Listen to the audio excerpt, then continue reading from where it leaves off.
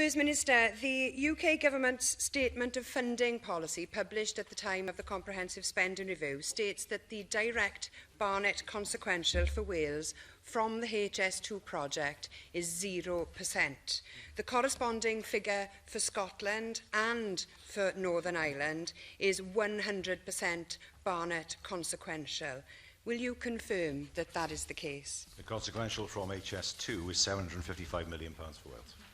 First Minister, you are now deliberately confusing two different figures.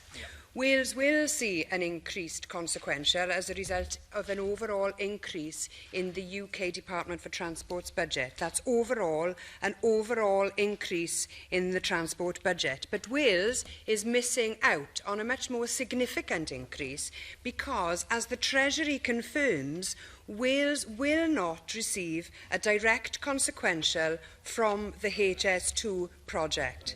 First Minister, why are you taking the Tory line on this? And why are you content that Wales will miss out on millions of pounds again?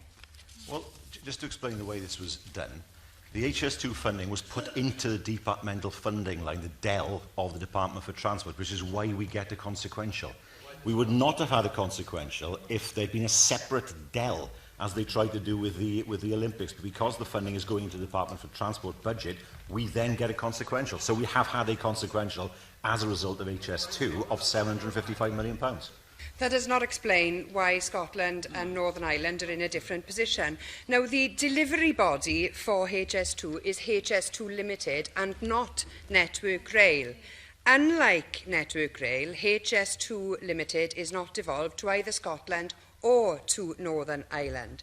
So why is the UK Government singling out Wales for disadvantage, and why are you, as Wales's First Minister, quite happy for that to happen? Now, First Minister, Plaid Cymru warned you a year ago on this. Did you listen to us? No, you did not. Did you act when we spoke out a year ago? No, you did not.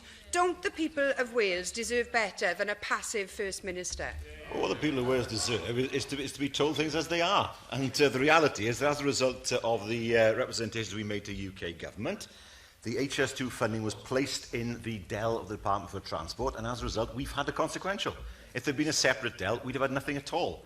And that is the point. We have had a consequential of £755 million over the course of 5 years because of increased UK Department for Budget for Transport budget as a result of HS2. We have had a consequential because of HS2. Order. Order.